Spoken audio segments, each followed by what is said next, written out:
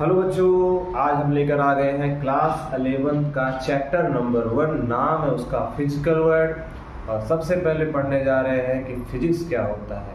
बच्चों, इस लेक्चर में मैं पूरी तरीके से एससी वर्मा सर को फॉलो कर रहा हूँ, उनकी बुक को फॉलो कर रहा हूँ। तो आप लेक्चर को ईमानदारी से देखिएगा। मैं गारंटी देता हूँ कि आपको आज समझ में आ जाएगा कि फिजिक्स होता है। चलिए करते हैं लेक्चर को शुरू। हेडिंग बना लीजिए, what is physics. What is physics. तो अगर फिजिक्स की बात करें तो फिजिक्स होता क्या है, अगर आपके दिमाग में क्वेश्चन आ रहा है तो आज उसका मतलब समझे। फिजिक्स क्या है? Physics is basically A study of nature, is a study of nature and it's law. यानी प्रकृति का अध्ययन करना और उसके नियमों का अध्ययन करना क्या कहलाता है? फिजिक्स कहलाता है। यानी अगर मैं और इसको प्रॉपर अच्छी तरीके से लिखना चाहूं तो मैं लिख सकता हूं, we expect all the event in the nature takes place according to some basic law,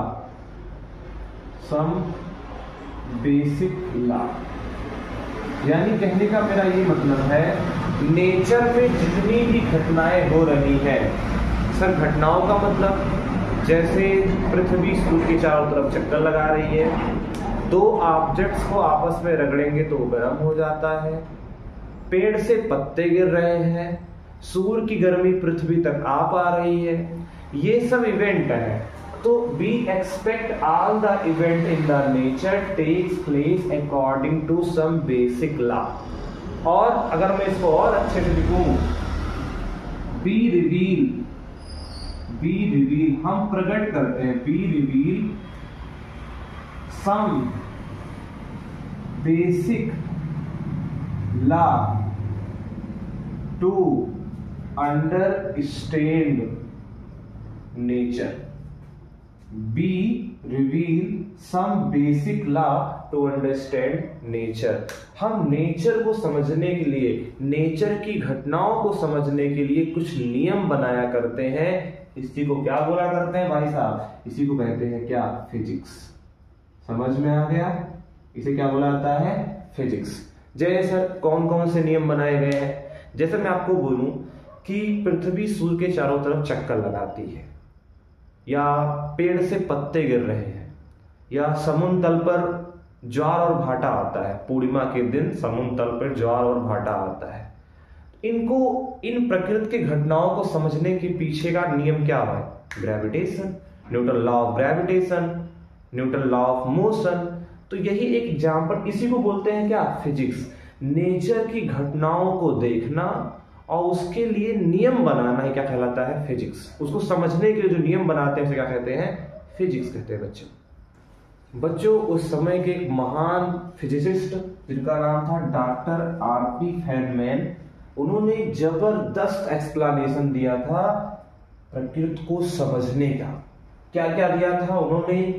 game of chess, जैसे एक चेस का गेम होता है, उस पहलू को देखते हुए उन्होंने समझाने का प्रयास किया कि फिजिक्स क्या होता है।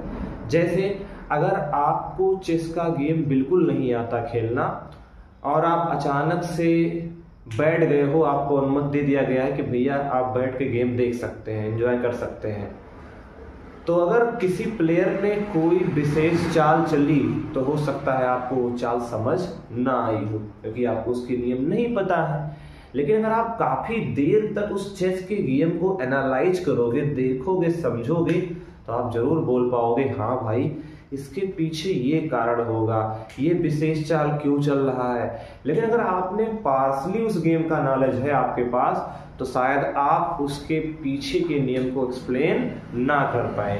यानी ये यही बताना चाह रहा है, किसी घटना को ऑब्जर्व करना और उसके पीछे के नियम को जानना। और मान लेते हैं हमारे नियम उस घटना को पूरी तरीके से नहीं समझा पा रहे हैं, तो अपने नियम में फेर बदल करना ही फिजिक्स कहलाता है। ऑब्जर्व करो, नियम बनाओ, नियम में कहीं त्रुटि है तो बिल्कुल कोई भी हेजिटेशन ना करो उस नियम के फेर बदल में। ओके, चलो है। तो यहाँ लिखा है has given wonderful description to understanding of nature, game of chess से समझाया उन्होंने। हम आगे बढ़ते हैं और बातें करते हैं कि why mathematics is necessary, mathematics क्यों आवश्यक है फिजिक्स को समझने के लिए। तो बच्चों यहाँ पर लिखा है description of nature becomes easy, यानी नेचर की व्याख्या करना, नेचर के नियम की व्याख्या करना आसान हो जाता है if we have freedom to use mathematics, यदि हमारे पास स्वतंत्रता हो गणित के इस्तेमाल करने की। अच्छा ठीक है सर समझाइए। जैसे मुझे अगर ये लिखना हो कि दो मासेस के बीच में जो फोर्स ऑफ ग्रेविटेशनल होता है उसकी वैल्यू होती है G(m1m2/r²। अब अगर मुझे इस नियम को बताना हो तो मैं बोलूंगा the force between two masses is directly proportional to their product and inversely proportional to the square of distance between them. बहुत अच्छा खासा लेंदी हो गया। अब उसी को हम मैथमेटिक्स में आसान भाषा में बोल देंगे F = G(m1m2/r²। अब मुझे बताइए क्या हमें लिखना आसान नहीं हो गया? क्या एक बड़े से स्टेटमेंट को एक हम छोटे से इजी टर्म में लिख देंगे तो आपको समझने में भी आसानी रहेगी। ठीक इसी प्रकार से अगर मैं आपसे बोलूं कि अगर आपने एक रॉड जिसका मास क्या है कैपिटल M है और एक पॉइंट मास जिसका मास स्मॉल m है, इस कैपिटल M की वजह से स्मॉल m पर लगने वाला फोर्स बताओ या स्मॉल m की वजह से इस पर लगने वाला फोर्स बताओ, तो आप जो है बेसिक लॉ से नहीं निकाल पाएंगे, वहां पर आपको मैथमेटिक्स की जरूरत पड़ेगी। आप क्या करते हैं, इस मास की वजह से इस जो है कॉन्टिन्यूअस मास बॉडी के लिए फोर्स बताना है, बड़ा कठिन काम है। क्योंकि अगर ये भी पॉइंट मास होता, अगर यहाँ भी पॉइंट मास होता तो हम डायरेक्ट लिख देते G(m1m2/r²। तो यहाँ पर हम इस मास m से x पे जा करके फिर dx थिकनेस का एक छोटा सा मास पकड़ते हैं जिसका मास कितना है dm माना करते हैं, फिर हम इंटीग्रल कैलकुलस का इस्तेमाल करके इस पूरे रॉड की वजह से इस मास पर क्या फोर्स लग रहा है निकाल पाते हैं बच्चों। तो मेरे कहने का मतलब है कि अगर हमारे पास फ्रीडम हो मैथमेटिक्स यूज करने का तो फिजिक्स को सीखना और भी ज्यादा आसान हो जाता है। इसमें हम लोग लिख सकते हैं कि mathematics is the language of physics, यानी कि फिजिक्स की भाषा का इस्तेमाल करना हो तो हम मैथमेटिक्स का इस्तेमाल कर सकते हैं। अब वही बोला कि G(m1m2/r²) फिजिक्स की ही एक भाषा है, उसको हम लोगों ने मैथमेटिकल टर्म में लिख दिया। ठीक है सर, हमें ये बात समझ आई, इसमें कोई डाउट नहीं है। But mathematics itself not a physics, लेकिन मैथमेटिक्स फिजिक्स नहीं होता। अब ये बात आपको मुझे समझाना पड़ेगा कि मैथमेटिक्स फिजिक्स नहीं क्यों है। देखो, टू अंडरस्टैंड नेचर को समझना फिजिक्स है, लेकिन मैथमेटिक्स क्या होता है, एक जरिया है। Mathematics is deluxe coach to take their comparatively, यानी कि अगर फिजिक्स को समझना है तो मैथमेटिक्स क्या होता है, एक डिलेक्स कोच है। डिलेक्स कोच का मतलब होता है लग्जरी बस, जैसे लग्जरी बस पे बैठ करके आप अपने गंतव्य स्थान तक पहुंच सकते हैं।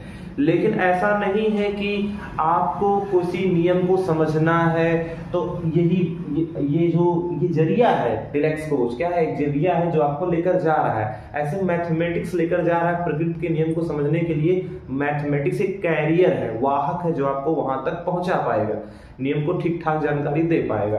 ठीक है, अच्छा जैसे इसको और अच्छे समझाता हूं मैं आपको। जैसे अगर आपको भाषा का ज्ञान नहीं है तो आप हो सकता है अपने इंफॉर्मेशन को प्रॉपर तरीके से डिलीवर ना कर पाए। अगर आप ग्रामर या वोकैबुलरी में कमजोर हैं तो जाहिर सी बात है कि आप अपने भावनाओं को ठीक ठाक तरीके से व्यक्त नहीं कर पाएंगे। तो ये जरूरी हो जाता है कि आप अपने वोकैबुलरी या ग्रामर को ठीक करें ताकि आप अपने विचार को दूसरे के समक्ष ठीक ठाक प्रकट कर पाए। तो वही है कि जैसे वहां पर क्या हो रहा है, ग्रामर और वोकैबुलरी, हमारी भाषा ठीक ठाक होनी चाहिए ताकि मैं अपने विचार को प्रकट कर सकूं ठीक ठाक तरीके से, वैसे हमारा मैथमेटिक्स ठीक होना चाहिए ताकि मैं फिजिक्स की किसी भी इंफॉर्मेशन को, फिजिक्स के किसी नियम को मैं समझ पाऊं। फिजिक्स के किसी नियम को समझ तभी पाऊंगा जब मेरा फिजिक्स ठीक ठाक होगा। जैसे मेरी भाषा अगर ठीक ठाक होगी तो मैं अपने विचार को समझ पाऊंगा, किसी के विचार को समझ पाऊंगा अगर मुझे उस भाषा की ज्ञान ठीक ठाक रहेगी। समझ में आया? धन्यवाद।